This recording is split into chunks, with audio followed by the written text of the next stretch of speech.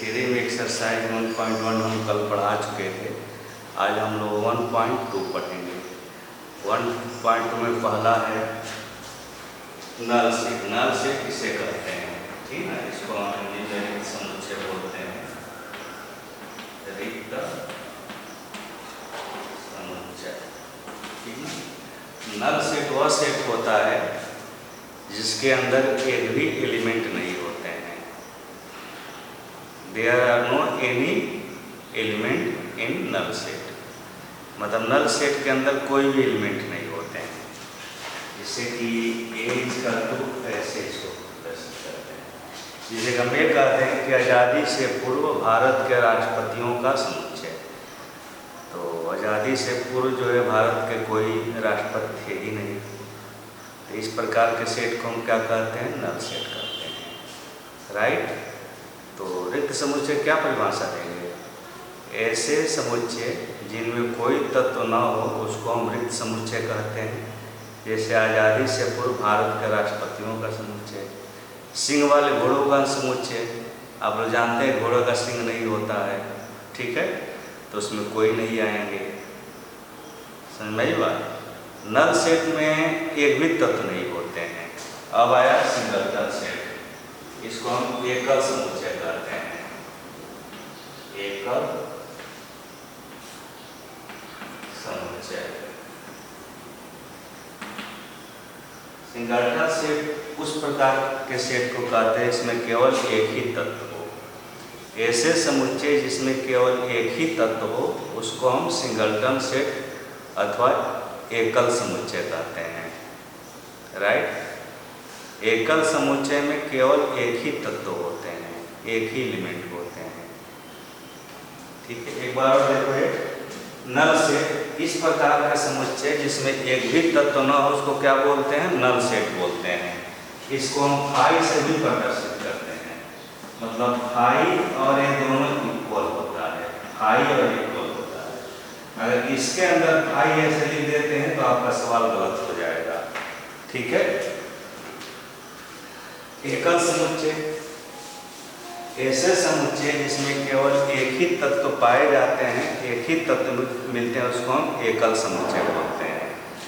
जैसे कि एकल समुच्चय में क्या हो जाएगा, भारत का राष्ट्रपति का समुच्चय, इसमें भारत में केवल एक ही राष्ट्रपति हैं। भारत के प्रधानमंत्री का समुच्चय, इसमें भारत में एक ही प्रधानमंत्री हैं। उत्तर प्रदेश के मुख्यमंत्री का समुच्चय, उत्तर प्रदेश में केवल एक ही मुख्यमंत्री हैं, ठीक है। ऐसे सेट जिसमें केवल एक ही एलिमेंट मौजूद हो, इस प्रकार के सेट को हम क्या कहते हैं, एकल समुच्चय कहते हैं। अब आ गया फाइनाइट सेट, परिमित समुच्चय। परिमित समुच्चय में क्या होते हैं, ऐसे समुच्चय जिसमें तत्वों की संख्या सीमित होती है उसको परिमित समुच्चय बोलते हैं। ऐसे समुच्चय जिसमें तत्वों की संख्या सीमित होती है उसे परिमित समुच्चय बोलते हैं। एक ही A = 1 2 3 4 5, इसमें 5 परिमित है। 100 होता तभी परिमित होता। हम ये कहते हैं कि आपके सर के बाल का समुच्चय, जो आपके सर में बाल हैं ये परिमित है, इसको गिना जा सकता है। परिमित को ऐसे भी कहते हैं कि ऐसे समुच्चय जिसमें तत्वों की संख्या गिनी जा सकती है परिमित समुच्चय बोलते हैं। तो आपके सर के बाल गिना जा सकता है, हाँ अवश्य गिन सकते हैं। आपको एक एक बाल काटें, काउंट करते हुए आप एक टोकरी में रखें, ठीक है, तो धीरे धीरे एक एक बाल आप काउंट कर लेंगे। कठिन है, असंभव नहीं है। समुद्र में जो पानी है वो परिमित होता है, ठीक है, उसको आप तौल सकते हैं। क्योंकि आप पानी निकालना शुरू करें मतलब असंभव ना हो, मतलब संभव भले कि वो कठिन से हो लेकिन संभव। हमें कहते हैं कि प्राकृतिक संख्याओं का समुच्चय ऐसे एक परिमित है, एक परिमित नहीं होगा। कारण है कि हम अगर करोड़ प्राकृतिक संख्या बताएं, आप 1 करोड़ 1 बता देंगे। आँख बंद कर कल्पना करो अंतिम संख्या, इसको आपको नहीं मिल पाएगा। ये जो बाल वाला उदाहरण दिए हैं उसमें आप उनके कल्पना करोगे तो आपका अंतिम बाल भी जब काउंट करोगे वो भी कल्पना में आ जाएगा कि अंतिम बाल कैसे काउंट करेंगे। ये जो है आप कल्पना करोगे तो अंतिम नंबर इसमें नहीं आ पाएंगे। ठीक है, आकाश के तारे का समुच्चय भी परिमित ही है। परिमित में जिस समुच्चय में हम तत्वों की संख्या गिन सके, काउंट कर सके, उसे ही हम परिमित कहते हैं। परिमित किसे कहते हैं? जिसमें तत्वों की संख्या काउंट ना की जा सके उसे हम परिमित कहते हैं। काउंट में तो न गिन सके, लेकिन सभी प्राकृतिक संख्याओं का समुच्चय कहाँ काउंट में हो जाएगा? सभी विषम संख्या। ठीक है, या सभी सम संख्या, ये भी नहीं काउंट हो पाएगा। इनफाइनाइट सेट में ऐसे समुच्चय जिसमें तत्वों की संख्या गिनी न जा सके उसे हम अपरिमित समुच्चय कहते हैं। अब आपका आ गया इक्वल सेट। इक्वल सेट ऐसे दो सेट होते हैं इसमें तत्व समान होते हैं। तत्वों की संख्या समान होती है, तत्व भी समान होते हैं। ये अगर ए में हम कह दें 1 3 5 और बी में कह दें 1 1 3 3 5, तो ए बराबर बी होगा। विकास क्या होते हैं? जब भी इसमें एलिमेंट की संख्या हम राइट करते हैं तो जो डबल होता है उसको हम छोड़ देते हैं, केवल सिंगल वाला ही लेते हैं। डबल छोड़ देते हैं, केवल सिंगल वाला ही लेते हैं। इसमें क्या हो गया? 1 3 और 5, मतलब A = B होगा। अब इक्विवेलेंट सेट में क्या होता है? तत्वों की संख्या इसमें समान होते हैं। ठीक है, तत्वों की संख्या क्या होते हैं? समान होते हैं। तो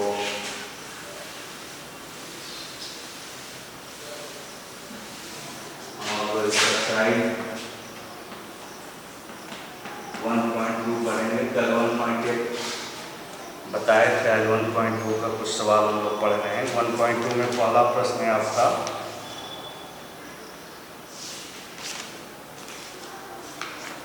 कि निम्नलिखित में कौन से रिक्त समुच्चय है? पहला, 2 से भाज्य विषम प्राकृतिक संख्याओं का समुच्चय। ऐसे कोई विषम प्राकृतिक संख्या नहीं होती है जो 2 से भाज्य होती है। कोई बताओ हो तो आपको नजर में हो कोई संख्या जो 2 से भाज्य हो और विषम हो? नहीं ना है। ये क्या होगा? पहला रिक्त समुच्चय होगा। दूसरा है आपका सम अभाज्य संख्याओं का समुच्चय। पहला दिया निम्नलिखित में कौन रिक्त है? उदाहरण देना है। कौन से रिक्त है? उदाहरण देना है। ठीक है, तो दूसरा इसमें क्या है? सम अभाज्य संख्याओं का समुच्चय। कोई ऐसा अंक आपके पास है जो सम भी है और अभाज्य भी है? हाँ, 1 है 2 है, इसको हम एकल समुच्चय कहते हैं। इसीलिए दूसरा में क्या है? रिक्त समुच्चय आपका नहीं है। तीसरा क्या है? यक्ष एक ऐसा प्राकृतिक संख्या है जिसका मान क्या है? यक्ष जो है, यक्ष का मान 5 से छोटा है और 7 से बड़ा है। कोई ऐसा संख्या मिलेगा जो 5 से छोटा और 7 से बड़ा हो? बताओ। 5 से छोटा और 7 से बड़ा कोई संख्या नहीं मिलेगा। तो क्या होगा? रिक्त समुच्चय होगा। राइट। तीसरा है, ऐसे ही आप लोगों में है, सब सवाल आप लोग करना देखकर। तीसरा इसमें है कि 2 समांतर रेखाओं का घनिष्ठ बिंदु। 2 समांतर रेखा खींच लें, क्या है? किसी बिंदु पर मिलेगी? मिलेगी किसी बिंदु पर? किसी बिंदु पर नहीं मिलेगी। इसका कोई घनिष्ठ बिंदु नहीं होगा। इसलिए 2 समांतर रेखाओं का कोई घनिष्ठ बिंदु नहीं होगा। यह क्या है? रिक्त समुच्चय है। आपका दूसरा प्रश्न है निम्नलिखित में से कौन परिमित है, कौन अपरिमित? वर्ष का महीनों का समुच्चय। वर्ष में जो महीना है उसका समुच्चय निकाल लेंगे। बोले हाँ, उसका समुच्चय निकालेंगे। वर्ष में केवल 12 महीना होता है, जनवरी फरवरी मार्च अप्रैल मई जून जुलाई, अगस्त, सितंबर, अक्टूबर, नवंबर, दिसंबर, एक काउंट कर सकते हैं, इसीलिए क्या है, फाइनाइट सेट है। दूसरा ही कारण है कौन परिमित है कौन अपरिमित है, तो क्या है, परिमित लिखेंगे। दूसरा इसका है 1 2 3 ऐसे, फाइनाइट है क्या, फाइनाइट है, फाइनाइट एक इनफाइनाइट है, बोले इनफाइनाइट है, ये क्या है, अपरिमित समुच्चय है। ठीक है, 100 से बड़े धन पूर्णांकों का समुच्चय, 100 से बड़े धन पूर्णांकों का समुच्चय। ठीक है, एक ऐसा है 100 से बड़े है ना, 100 से बड़े धन पूर्णांकों का समुच्चय, बोले क्या होगा, अपरिमित होगा, क्योंकि 100 से बड़ा धन पूर्णांक बहुत ज़्यादा होगा जो आप बता नहीं पाएंगे, 200, 400, 1000, 1200, सब जो भी धन पूर्णांक होगा 100 से बड़ा होगा। वही 100 से कम धन पूर्णांक कहते तो क्या होता, परिमित हो जाता। ठीक है, तो इस तरह से आप लोग एक्सरसाइज 1.2 करेंगे, जो नहीं आएगा उसको पूछ लेंगे। ठीक है।